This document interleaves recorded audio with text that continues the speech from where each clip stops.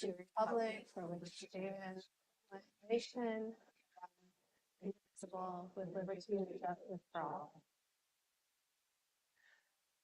All right. Next up, we'll ask if there's any general public comment, not on the agenda, but within the purview of the commission. I'm not seeing anyone in the audience. Do we have anyone online? Looks like there is a member of the public, but their hand is not raised. Okay.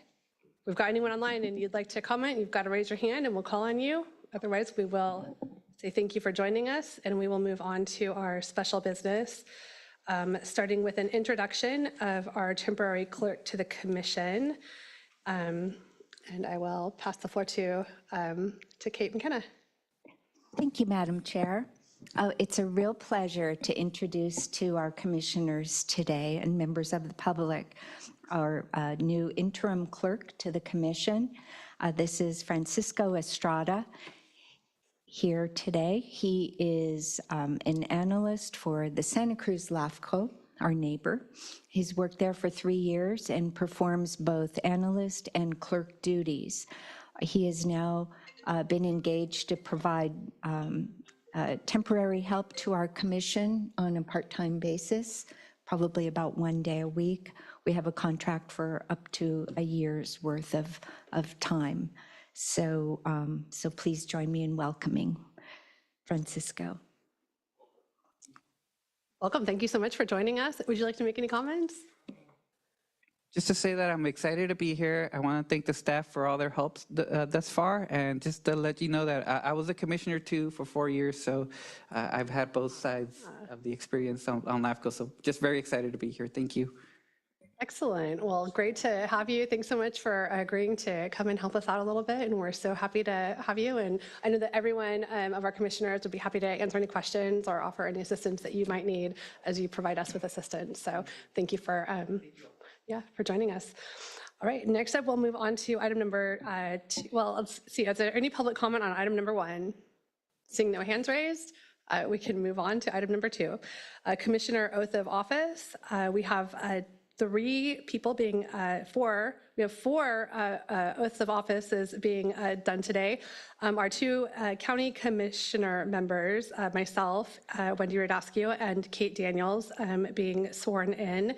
And then we have 2 city members, Commissioner Dennis Donahue and Ian Oglesby, being sworn in again.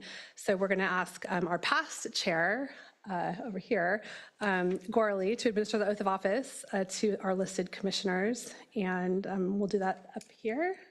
Yes. Okay, perfect.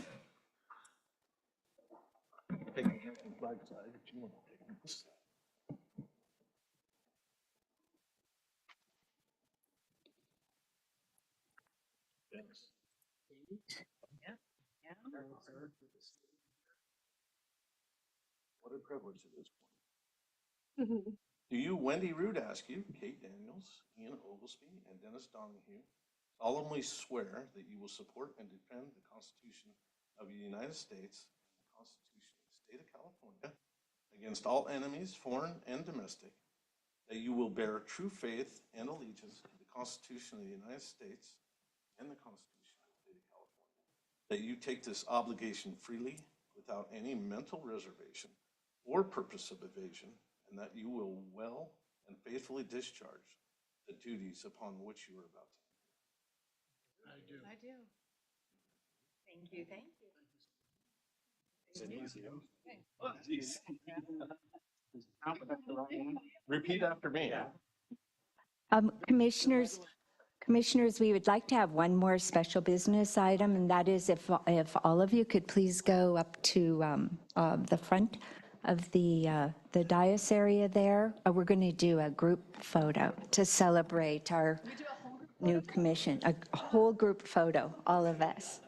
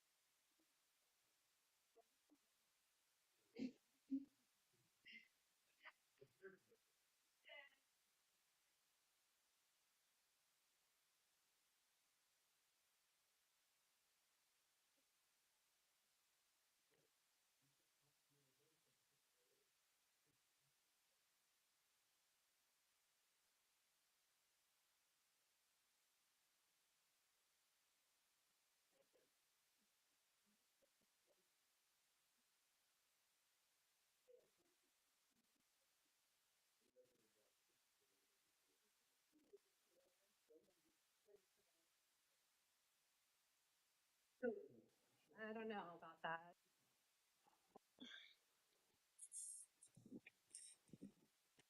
Okay. Continuing on, any public comment on our commissioner oaths of office? Seeing no hands raised, we'll move on. Thank you so much for administering the oath of office. Very good at that. Good. Not the first time, huh? Yeah. All right. We're on to item number 3. Chairperson for the period ending May 5th. So how many days is that? Like a handful of days, right? 2 months. 2 months. All right, for 2 months. So we're going to select one of 2 regular voting city members at the LAFCO as our LAFCO chairperson for the remainder of the term ending May 5th, 2025. So I think we have 2 regular voting members who are our city representatives, which would be Commissioner Ian Oglesby and Commissioner Dennis Donahue. And we can open that up for discussion, or Madam Chair, I'd like to make a motion that we nominate Mayor Oglesby as the chairperson for the next 60 days or whatever. I'll second that. Wait a minute, I wanted to second that. I defer. Be careful, Mayor. all right, we have a motion and a second. And I think the only just a clarifying point, I think we've had sort of a rotation that works its way through with folks who've been here.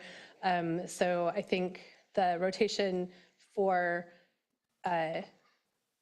Commissioner Oglesby to then rotate back in as sort of the executive office would hit at some point in the future. So as long as we are able to maintain sort of existing rotations. So putting that into record. Is there any public comment on this item or this motion? Seeing none. Was that a hand? Nope. Okay. And public, seeing no hands raised on the public, we'll take a, do we need a roll call vote? We don't need a roll call vote, do we? All in favor? Aye. Aye. And with that, we'll consider the motion approved. And I will invite you, Ian, to come take my seat. Thank you.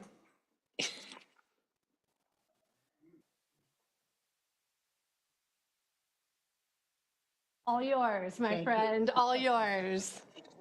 Appreciate it. Thank you.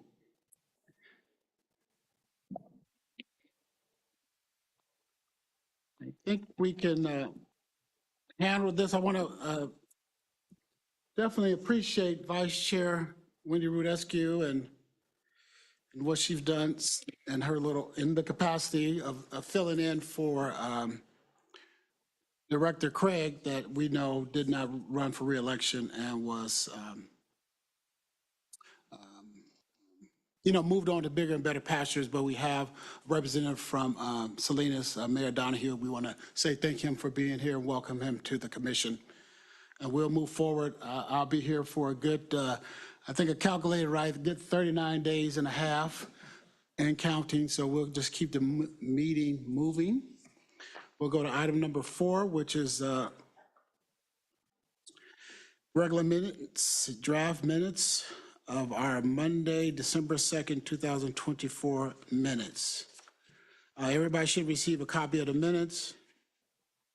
Chair, I'd like to suggest that you may handle all of the consent agenda items together, Okay. which would be items 4 through 8. Okay, items 4 through 8, which is the consent agenda.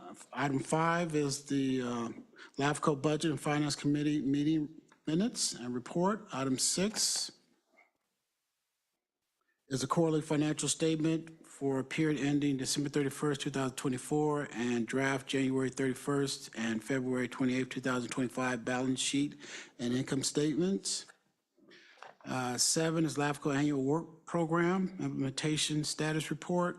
And item 8, Report on Activities of California Association of Local Agency Formation Commission, Cal LAFCO. That concludes the reading of the consent agenda. Is there anybody have any issues they want to pull off the consent and talk about individually, or? Move approval. Second? We'll probably move to second. We'll take it out to public comment. Yes, on the question. On the question. I had a question. If we could put on number 8. Okay. Okay, you want to pull number 8? Okay, we'll pull, okay. 8 is no longer on the consent. I'll amend my motion. I'll accept that on a second. Okay. A public comment remains open. Chair, no hands are raised on Zoom. Seeing no one here, no one, public comment is closed. All those in favor of adopting, approving the consent agenda signify by saying aye. Aye. Nays have the same right. Abstentions? Ayes have it, motion carried. Next, we'll go to item number 8, report on activities of California Association LAFCO, Local Agency Formation Commission, Cal LAFCO. Questions? Commissioner Velasquez?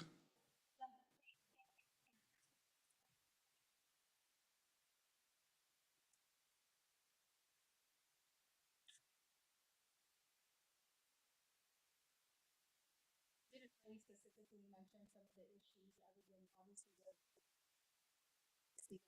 state organization that supports with all of our LAFCO entities.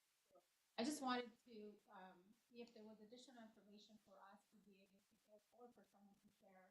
What are some of the member concerns?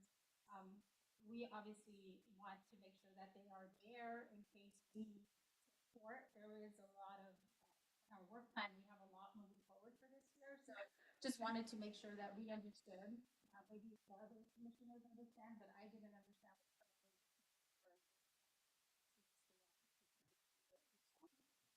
Yeah, we'll ask Kate, our executive director, for a high-level highlighting of some of the concerns that were shared. Yes, thank you, Chair. One of the concerns that have been raised by the general members over the past year, it was regarding the executive leadership of the organization. And so the person that was filling the executive director position is no longer with Cal LAFCO. And a process is underway to, an interim executive director has been appointed, and a process is underway to carry out that transition over the next year to reestablish stability in the leadership. There were also some concerns about the dues structure, but the primary one related to the executive leadership. This past week, your Commissioner Root Askew and I attended a Cal LAFCO board retreat, and so perhaps that commissioner, our vice chair, may want to comment on the outcome of that retreat and the next steps.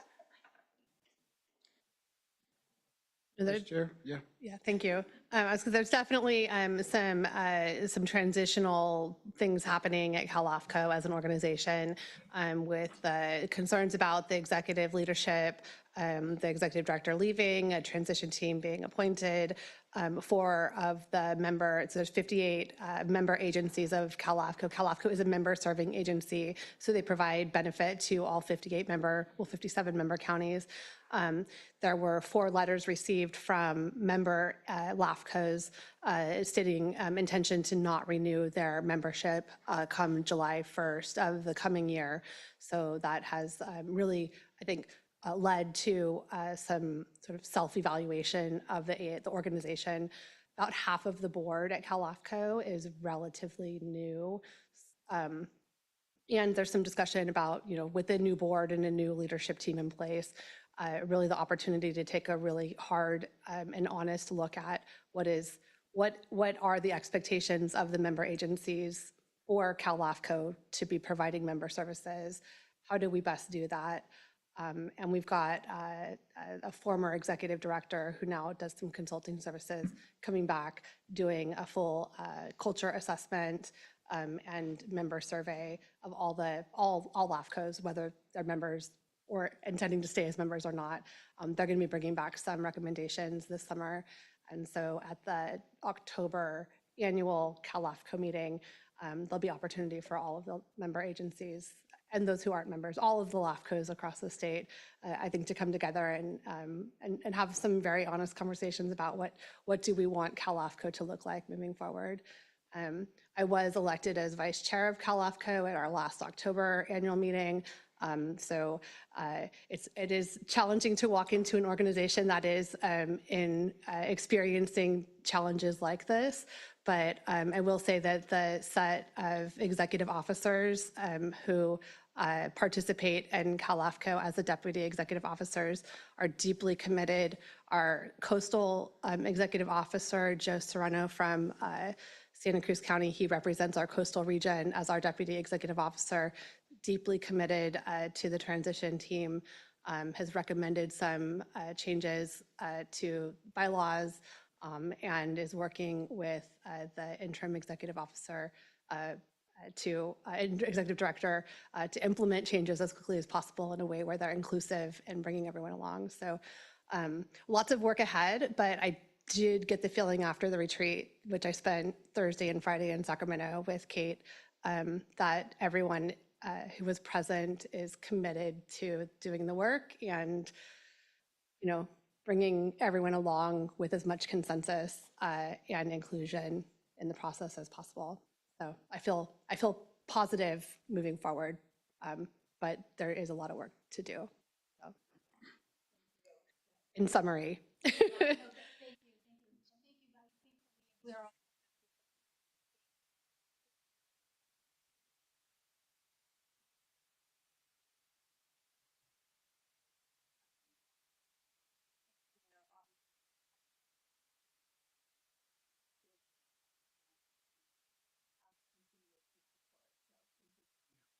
No, thank you for that. I think what is it?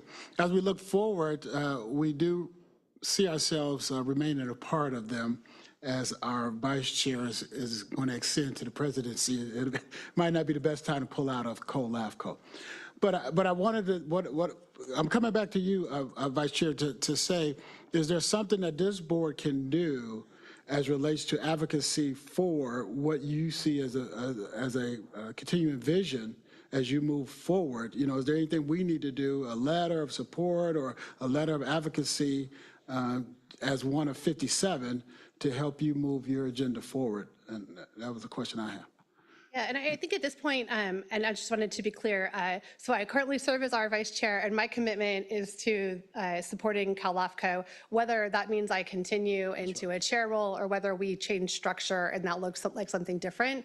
I don't have a commitment to what that looks like moving forward. My commitment is to the organization. So I just wanted to be very, very clear about my involvement and where I fit. But I will say that the best thing that we can do, I think, as a LAFCO at this point is to continue to empower and support our executive officer, Kate McKenna, to continue being engaged and involved in the ways that she is already involved with LAFCO.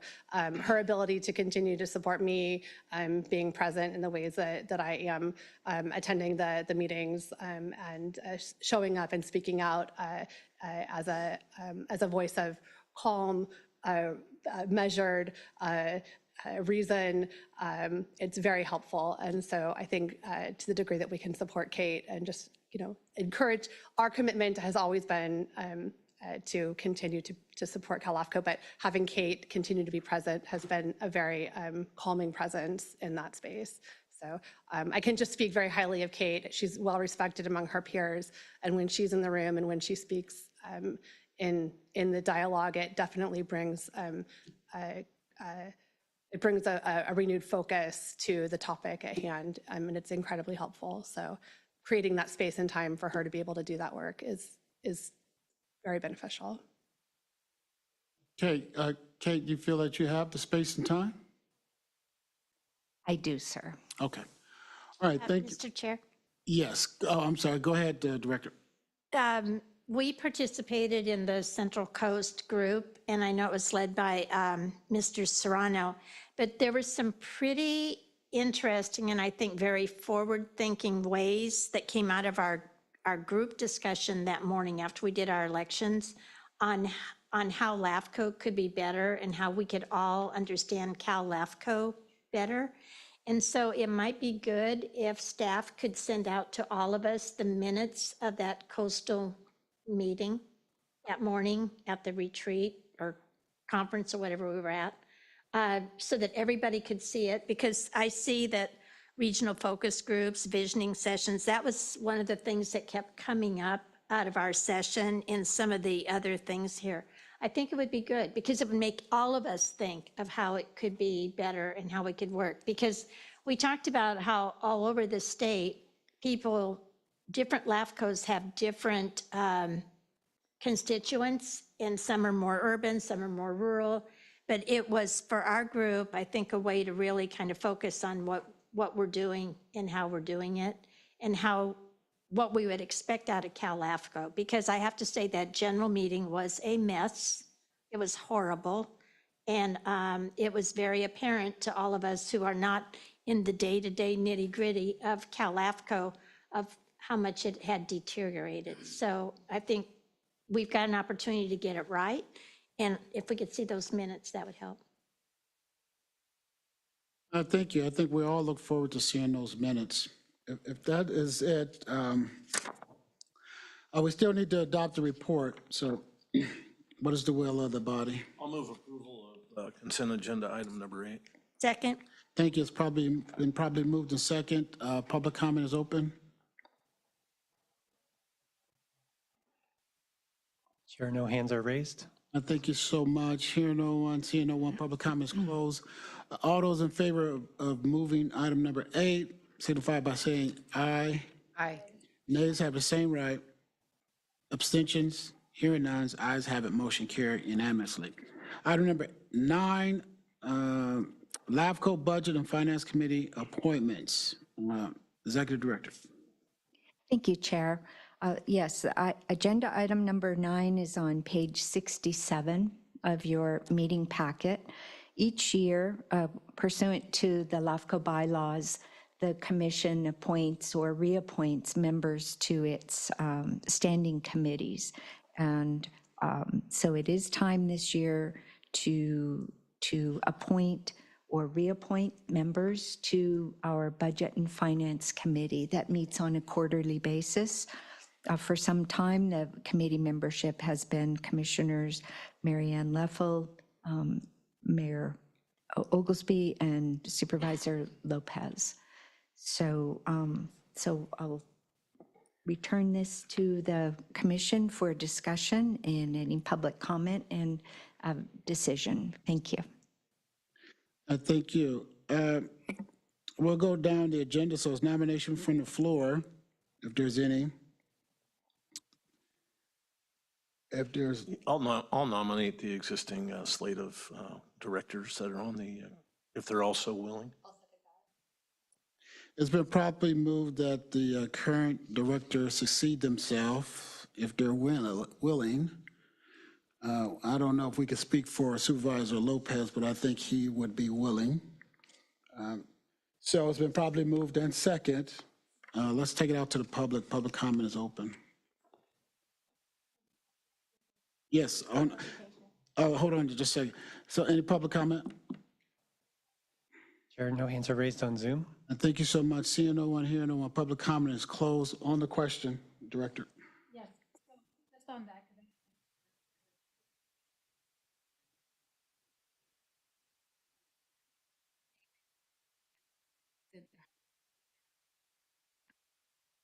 I would say several years at this point.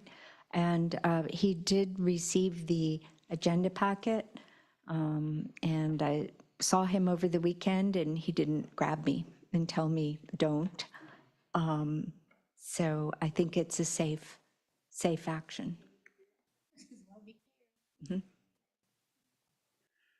Okay, thank you for those clarifications. All those in favor use the regular sign of voting, which is aye. Aye. Nays have the same right. Abstentions? Hearing none, ayes have it, motion carried unanimously. Item number 10, proposed annual update to LAFCO policies and procedure manual. Executive Director. Thank you, Chair. Jonathan Brinkman, our senior analyst, will provide this staff report. Chair Oglesby and LAFCO commissioners, this is an item as part of the commission's approval in last May 2024 of a comprehensive policies and procedures manual was to follow up and do an annual update of policies and procedures. And so this year, staff, along with support of General Counsel and our Special Counsel, Liebert Cassidy Whitmore, focuses more on the HR aspects. We're coming forward with an update to the Policies and Procedures Manual that has been reviewed by the Budget and Finance Committee at their February 20th meeting with a few additional changes, updates to our policies and procedures. So just to summarize what those changes are, these include changes in federal and state laws.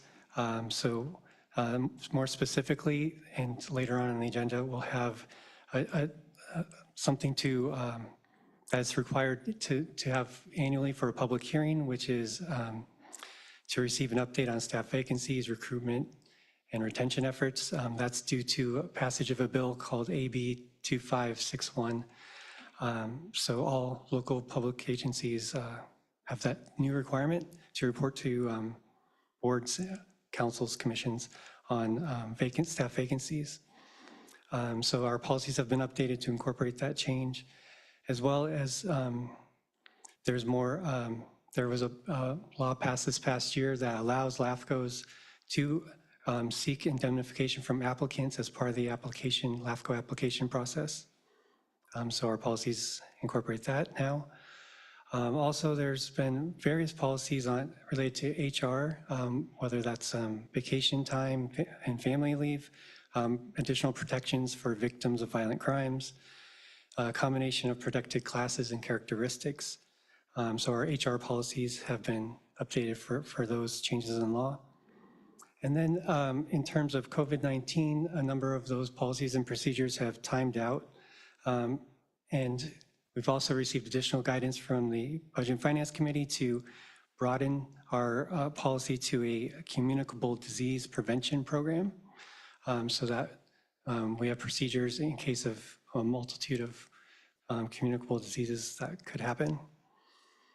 And just to mention a few other changes, so other guidance from the Budget and Finance Committee included to have a more detailed travel reimbursement and cancellation policy, which is now included, an update on the annual budget schedule to coincide with our 2025 LAFCO meeting schedule. And then additional changes include, we've added a reference to the Executive Officer Performance Review, which was adopted, the new procedures timeline that was adopted in December of last year. And then we've added a table just to clarify which holidays will be observed by LAFCO staff in accordance with our employment agreements. So staff's available for any questions. I'll just turn it back over to the chair. And thank you so much. Are there any questions from the commission as it relates to the policy? Director Vasquez. I just want to say thank you for putting this together. I know a lot of this is I just have one quick question. That's in terms of some of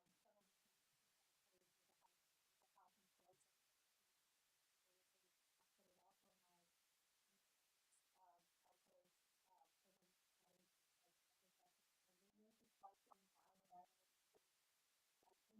the staff contributions.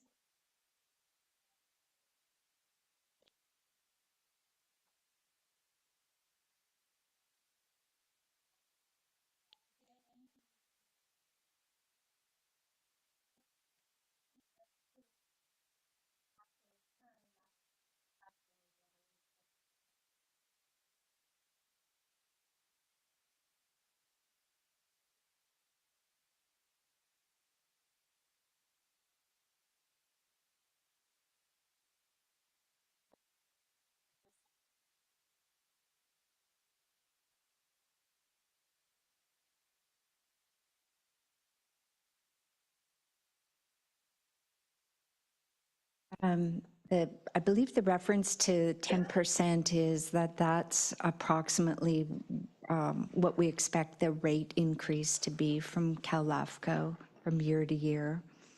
And for some time now, our LAFCO has matched, in terms of employee contributions, we match the County of Monterey employees as a reference point. So we stay in line with the county. And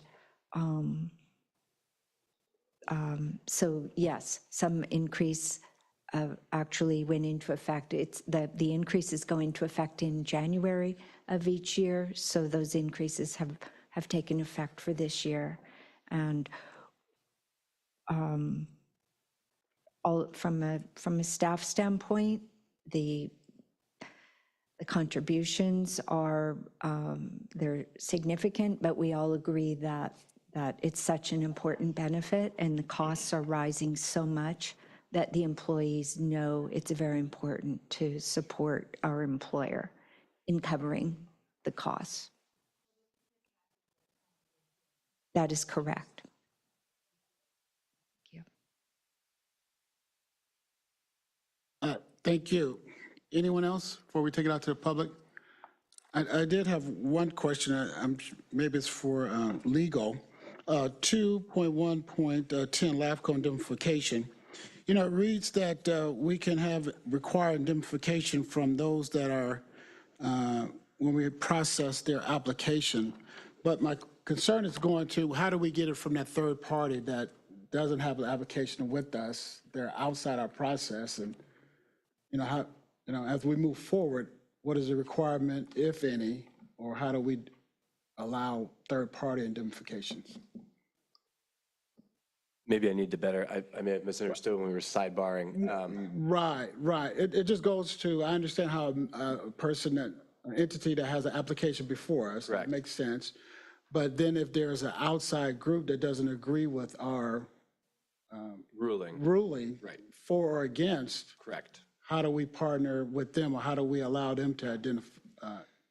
So let me just take a step backward to set the stage a little bit, which was that LAFCO had historically required individuals to submit and execute an indemnity agreement in order to be processed and in order to go through, as you will see with most local agencies.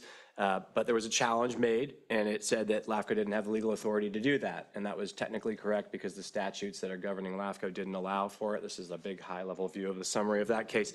There is new legislation that came forward and specifically enabled LAFCO to require that legislation, which is where Jonathan came in with the team and they said, we're going to put that back into our bylaws because we had to take it out before and now it's coming back in. So for someone who comes to make an application to LAFCO, as part of that process, they will have to execute that agreement.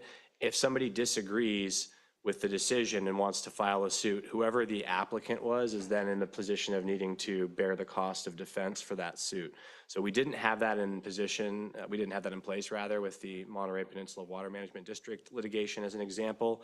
But now that this new law has been placed, we can take advantage of it and require all applicants to do that so that LAFCO is no longer in this in-between limbo space of having to be liable for those decisions.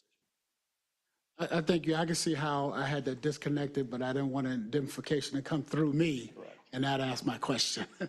So we'll take it out to the public. Public comment is open. Chair, no hands are raised on Zoom. Thank you. Seeing no one, hearing no one, public comment is closed. Bringing it back to the commission. What is the will of the commissioners? as relates to adopting the policies and procedure manual. I would move approval of the proposed annual update to LAFCO's Policies and Procedures Manual as presented. I'll second. Then properly moved in second. Are there any questions? No questions. All those in favor use the record sign of voting, which is aye. Aye. Nays have the same right. Abstentions? Hearing none. Ayes have it. Motion carried unanimously. Item number 11, draft annual work program for fiscal year 2025 and 2026. Executive Officer. Thank you, Chair Oglesby. This matter, as with the previous one, has been reviewed and is recommended for approval by our Budget and Finance Committee. Our staff report is on page 105 of your meeting packet and will be presented today by Principal Analyst Darren McBain. Thank you, Darren. Thank you, Kate. Honorable Chair, members of the Commission, each year the Commission adopts a work program for the upcoming fiscal year, and the work program is a companion to the annual budget, which is the next item on today's agenda. And the work program also serves as a basis for the budget in a very large part. The basic structure of the work plan is pretty stable from year to year. It consists of 6 categories of functions as shown in the table, which is attachment 2 on page 108 of the meeting packet. Those categories are application processing, municipal service reviews and sphere of influence updates, government and community relations, commission and committee support tasks, administration and HR, and financial management. This coming year's work program anticipates some substantial annexations, most notably the Vista Lucia annexation to the city of Gonzales, but also some other annexations related to Marina Coast Water District and the Pajaro Sunny Mesa Community Services District, along with some other future boundary changes that are mentioned and explained a little bit in item 7 in today's meeting packet. But we do anticipate that in terms of numbers of applications and the overall level of boundary change activity, that will probably remain at a relatively moderate level as it has been for the last couple of years. The work program also anticipates completion of some MSRs for the cities of Salinas, Gonzales, and King City, most of the cemetery districts in Monterey County, and an additional half dozen or so special districts that are also due for an MSR update. Along with these tasks, staff will be implementing all the other ongoing functions and activities in the work program, and just in general, continually working to improve our processes and continuing to be a modern and efficient public agency. Lastly, I just wanted to mention that as Kate mentioned in her comments, staff has reviewed and discussed this proposed work program as part of the Budget Committee meeting last month, and the committee is recommending that the full commission approve the work program that you have before you today. And with that, I'll turn it back over to you, Mr. Chair. Thank you so much. Are there any questions? Mr. Chair, I do. Yes. Could we just have an update, because I think we're overdue on an update on what's going on with Greenfield and Soledad with the ongoing monitoring by staff? Yes, we can. Did you have something after that, Commissioner? After that request for information of the update? Yeah, Marianne had a request for an update, so. No, I was just gonna say that there is the, I think a part of the work plan, there's an attachment on the, there's an exhibit, the update. And I don't know if there's more specific updates that they put together the master plan.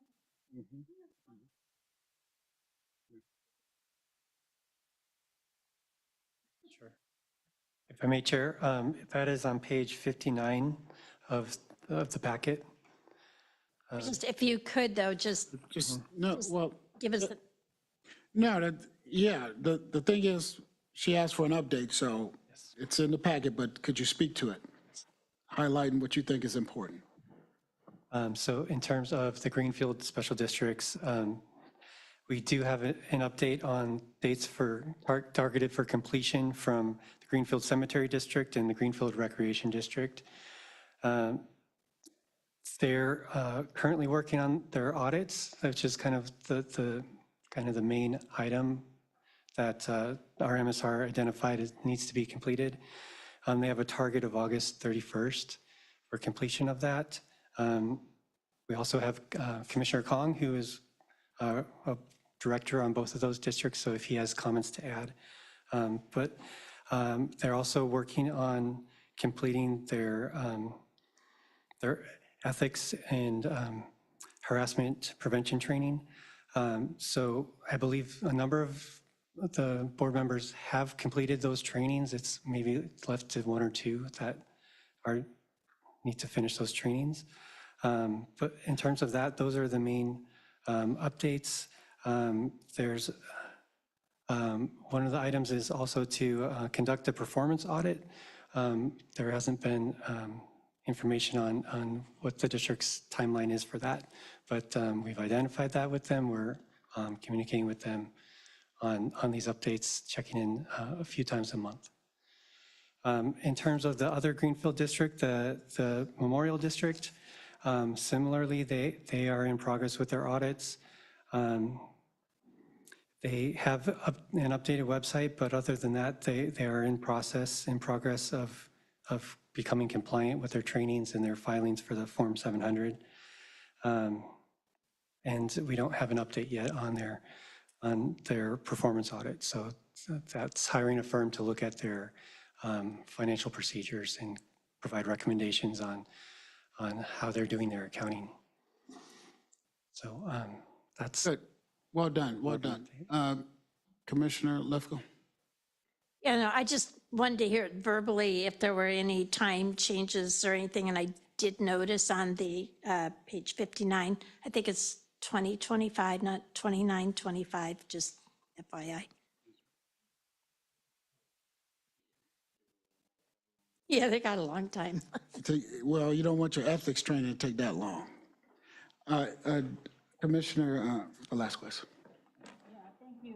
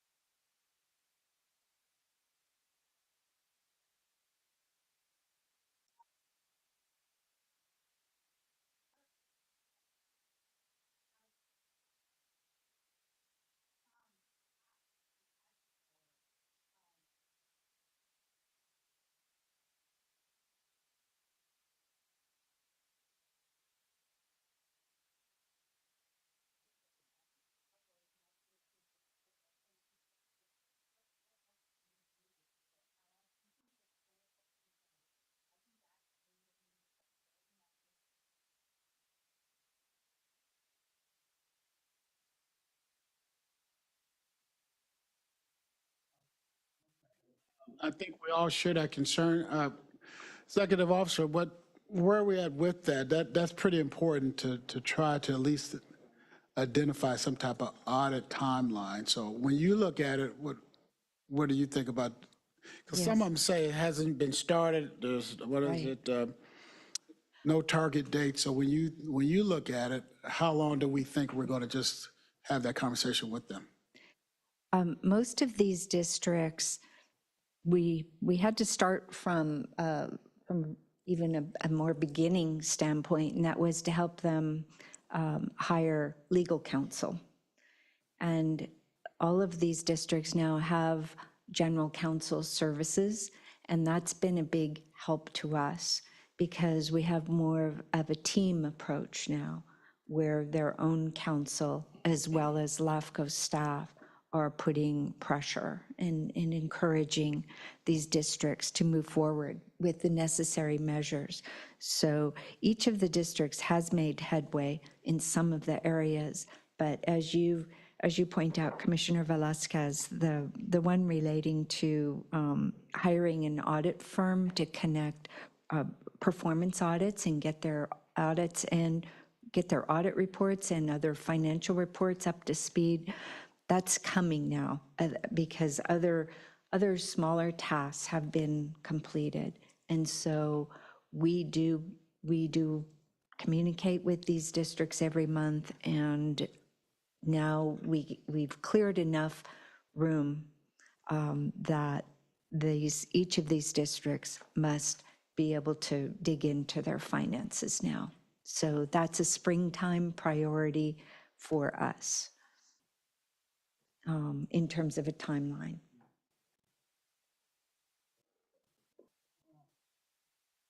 Okay, let's take it out to public comment. Item 11, public comment is open.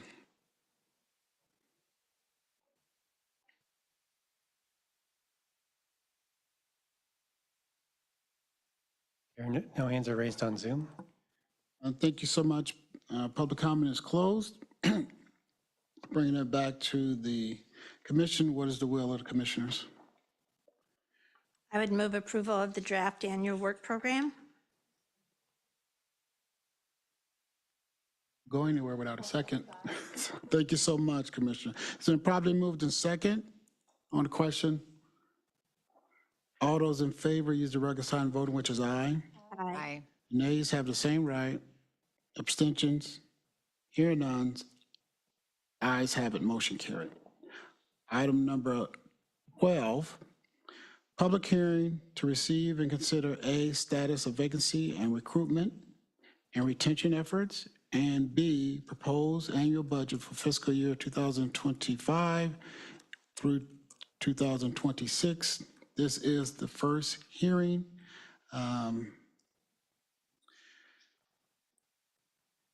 Executive Yes. Officer. Thank you, Chair Oglesby. Today's item is the first of two required public hearings to consider the proposed budget for the coming fiscal year and a related status report on current staff vacancies. And the report will be presented today by our senior analyst, Jonathan. Thank you. Chair Oglesby, members of the commission. This public hearing has a Part A and a Part B. So the Part A is the status of vacancies, recruitment, and retention efforts. And this is a new requirement based on a state law, AB 2561, that was passed last year. It's gone into effect this year. And local agencies are now required to track and present information on job vacancies.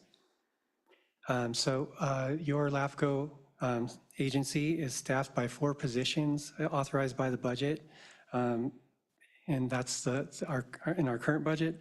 And just as part of this update, as of mid-March, one of the 4 positions became vacant.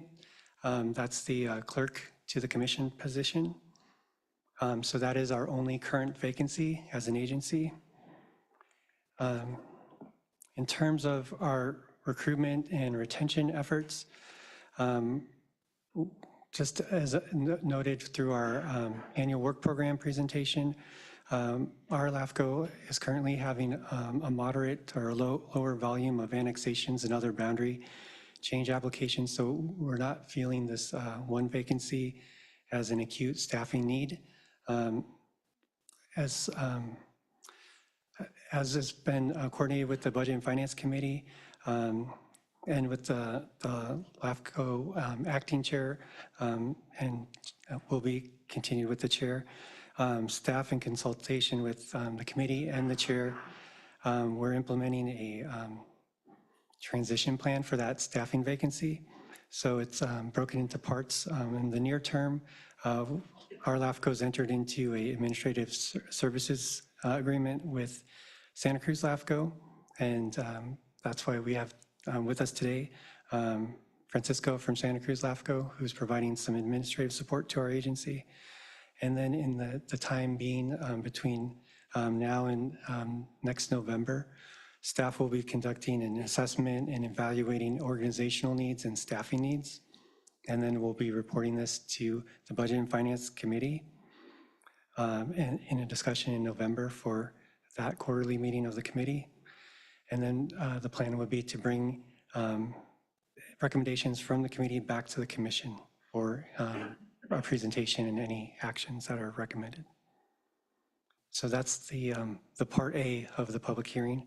The part B is the proposed annual budget for fiscal year 2025-2026. And the budget was reviewed by the Budget and Finance Committee at their February 20th meeting. Our total expenditures, we're recommending a modest increase. So our total expenditures are proposed to be $1,147,800. That's an overall 1.5% increase from compared to last year's budget. And in terms of employee salaries and benefits, it's a combined $859,000, which is a slight decrease from the current year budget. And the way that that was achieved was we assumed instead of a salary scale for a clerk to the commission position, an assistant clerk to the commission position, which more aligns to our current workload. And so that explains a lot of the slight decrease in the staffing expenditures proposed this year. We are proposing a 2% COLA for staff based on satisfactory job performance. The overall benefits line item is a 4.7% increase over the current year. Just to note that the CalPERS health insurance did increase 10% starting this year, but the overall benefits decrease is part of just it looks at all the benefits, not just CalPERS, and based on payroll taxes, et cetera, or it combines different line items besides just the healthcare. Sorry about that.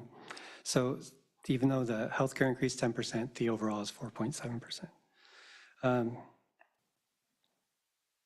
And just noting here that there's no new benefits proposed. We have higher expenditures than last year for travel, and that's because the LAFCO annual conference is in San Diego this year. So we're assuming the assumption is up to 10 staff and commissioners would be attending the LAFCO conference this October. And then on the proposed revenues, LAFCO receives a third of its funding generally from the county, a third from special districts, and a third from the cities. So that cost share allocation of the $1.1 million budget is approximately $377,000 for each of those three groups. So that's just a presentation in brief, but if there's any questions, staff's available to answer questions from the commission. Thank you so much for that report. We will open up the first public hearing and receive any public comments.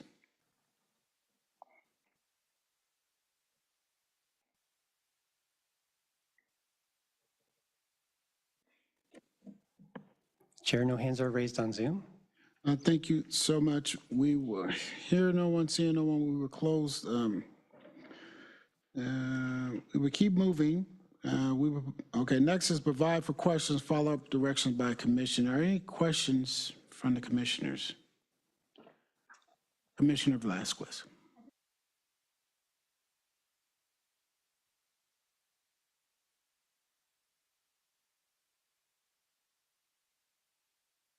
Okay, thank you so much.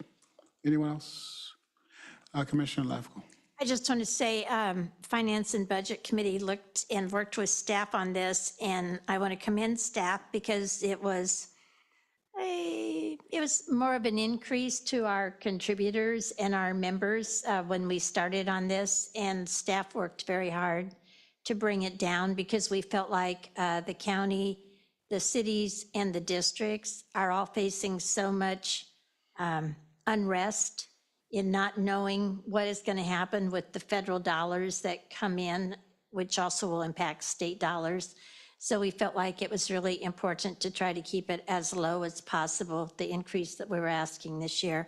And so we asked them to take a long, hard look at it, and they did, and they came back, I think, with a very reasonable increase, and I really commend them for working with us, so thank you. And we are recommending this for approval as a committee.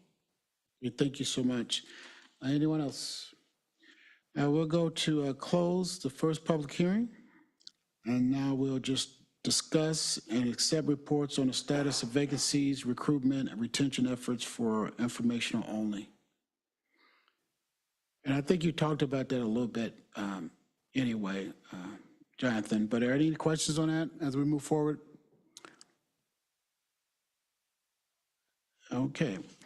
If everybody's comfortable, Director LAFCO did make a recommendation for approval of the recommendation, so that was a motion, if there's a second. I thank you so much. It's been probably moved in second. This is a roll call vote, is that maybe right, Reed? No need? Thank you so much. All those in favor use the record sign vote, which is aye. Aye. Nays have the same right. Abstentions? Hear none. Ayes have it, a motion carried unanimously. Item number 13, and this is the first hearing. We'll have a second hearing at our April 28th, 2025 meeting. Item number 13, Executive Officers, Communications, Recent Activities, and Correspondence. Executive Officer. Thank you, Chair. On page 121 of your meeting packet, we're providing for information only a letter received from the League of Women Voters relating to LAFCO's agricultural preservation policy. We're updating you on a coordination meeting, an item that we helped resolve with the Resource Conservation District for Monterey County. And we are further updating you on recent correspondence and participation by LAFCO staff in the City of Gonzales Planning Commission hearing relating to an annexation project that will most likely be coming before this commission later this year. So these are for your information only, and if you have any questions, I'll be glad to address them. Thank you. Yes, of course, Commissioner Gurlitt. Are they protesting the ag mitigation? They're moving forward, aren't they? Yeah.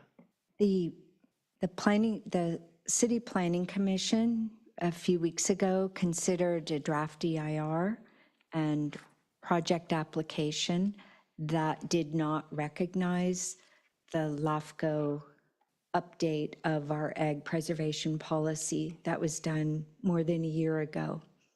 And that is why your LAFCO staff participated in that city planning process so that we could remind them of the commission's action.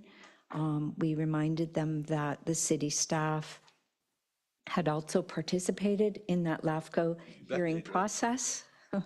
And so we actually found that the City Planning Commission and the staff and consultants who had prepared the draft EIR were receptive and cooperative with respect to the comments that we provided in this comment letter.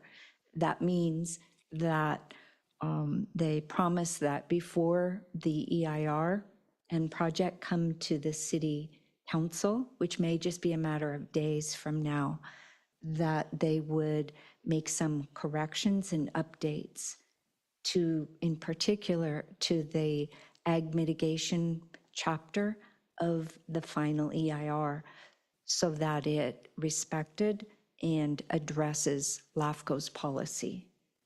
So that's a long answer. Thank you. Well said. I guess we'll see at the council meeting. I mean, that's the proof in the pudding, right? So anyone else? Yeah, go So ahead. I had the same thing. I'm like, what?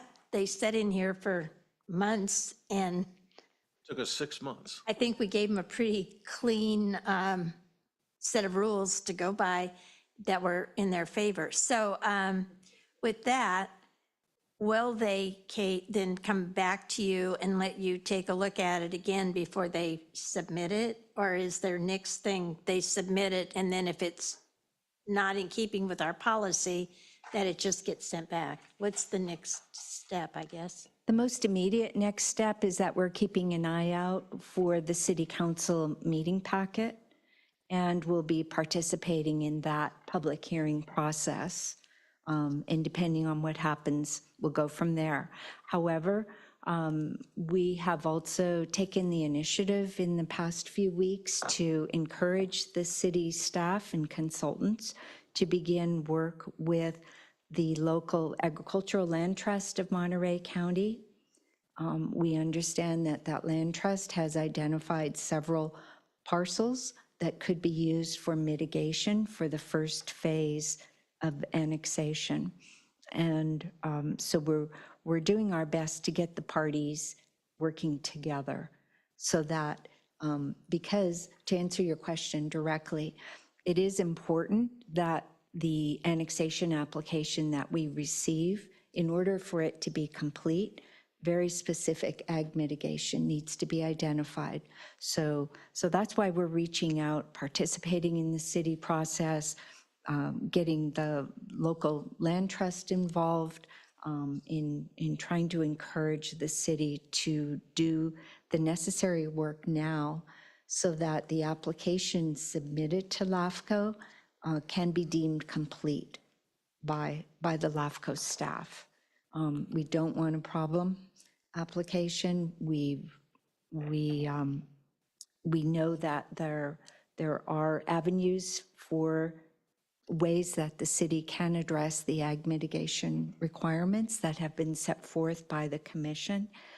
And so we're working with the city in summary so that when they submit their application to us, that it can be up to date, that it can comply with that very important ag preservation policy of this commission, and that will help the LAFCO process go forward smoothly. And that's our goal, to be able to support and help the city later this year.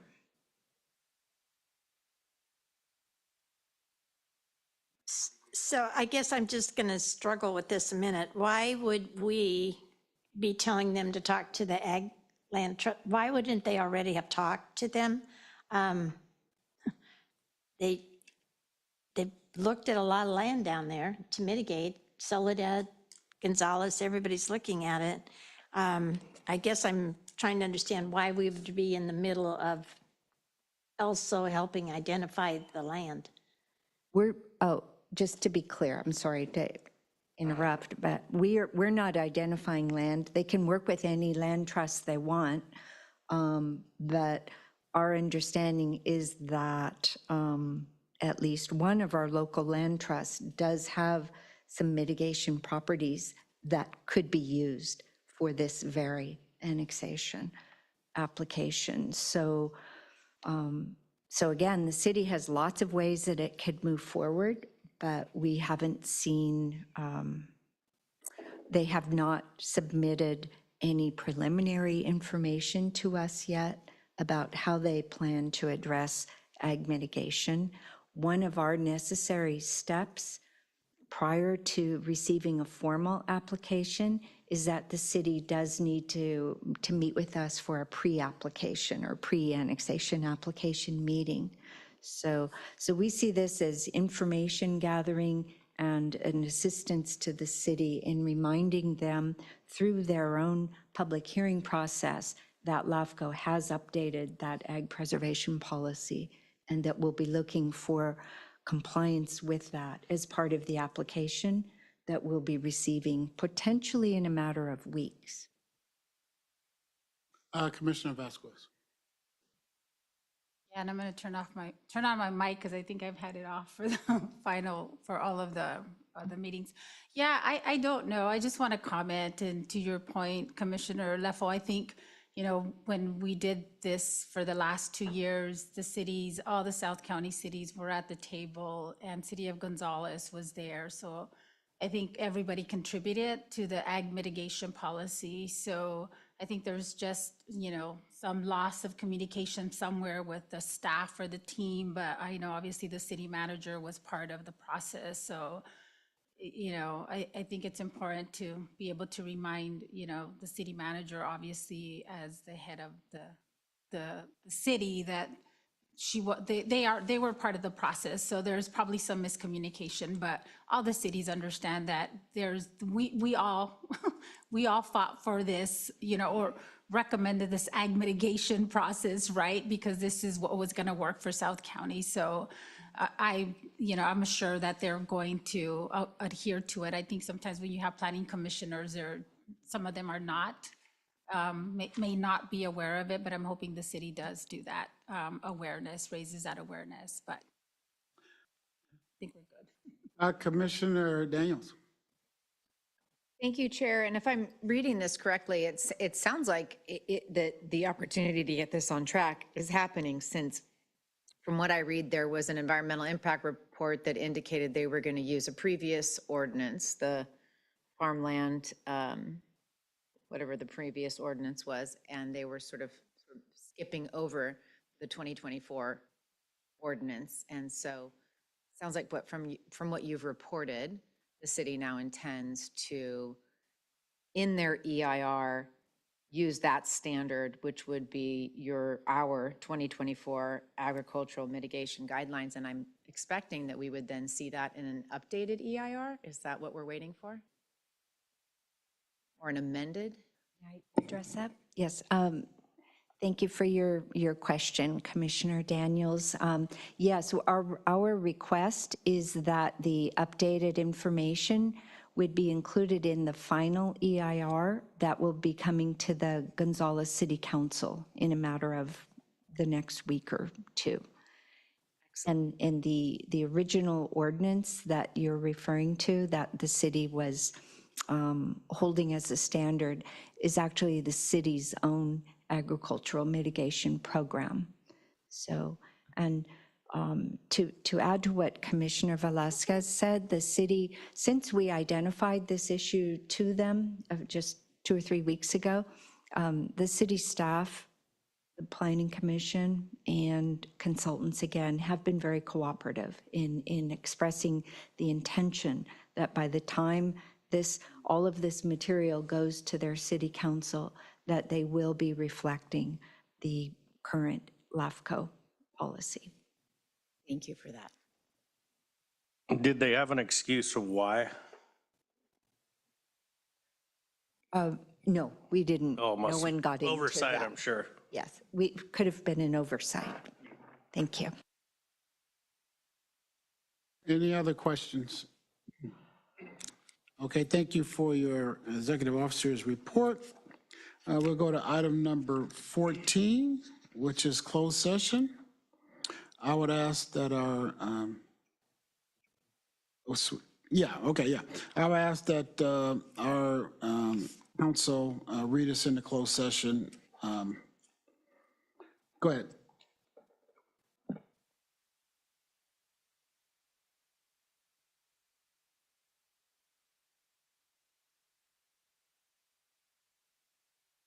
The commission will be moving into closed session to discuss the existing litigation of Monterey Peninsula Water Management District versus LAFCO. That's Superior Court Case number 22 CV000925, as well as the Public Employee Annual Performance Appraisal for the executive officer.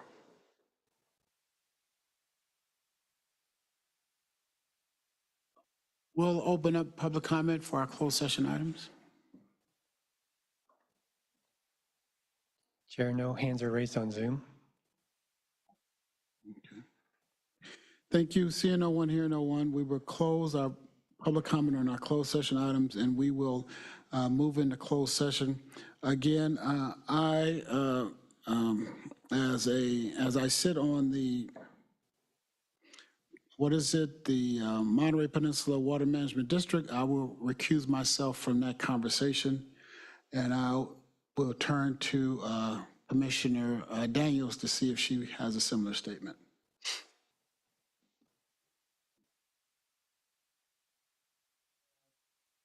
I got distracted. For closed session item, I'm assuming we are talking about item A Yes. and just sitting in a Monterey Peninsula Water Management District meeting. I feel like I've already been pulled into by the decisions we've been asked to make that part of the conversation. So I do not think it would be appropriate for me to stay for item A. Thank you so much. And so I believe we're going to change the order once we get back there. And hold on. We'll change the order once we get back there, and I will turn to Commissioner Donahue for his comments.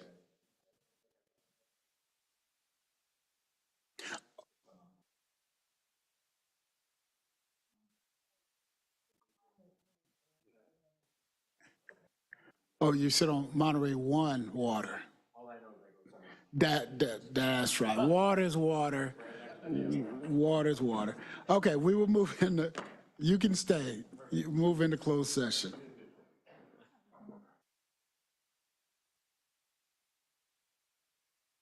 Closed session items, we will move into closed session.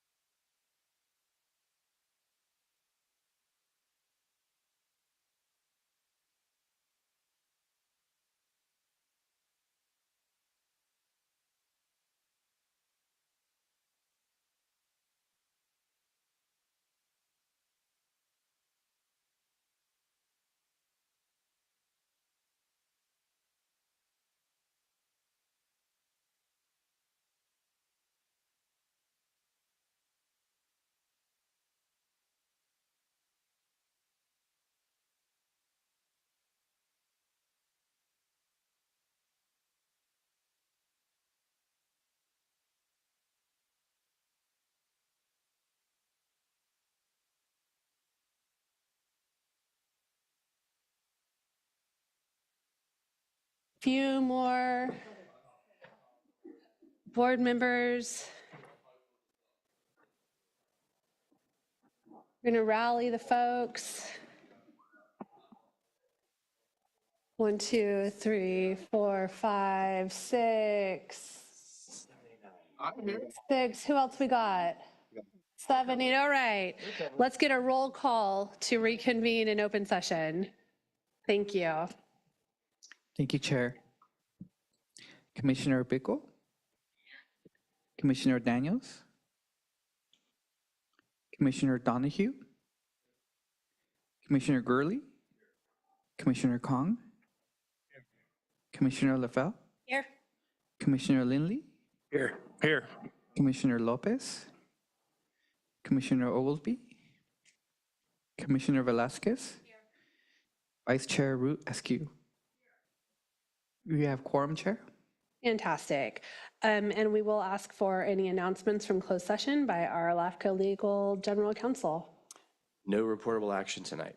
Well, you made that easy.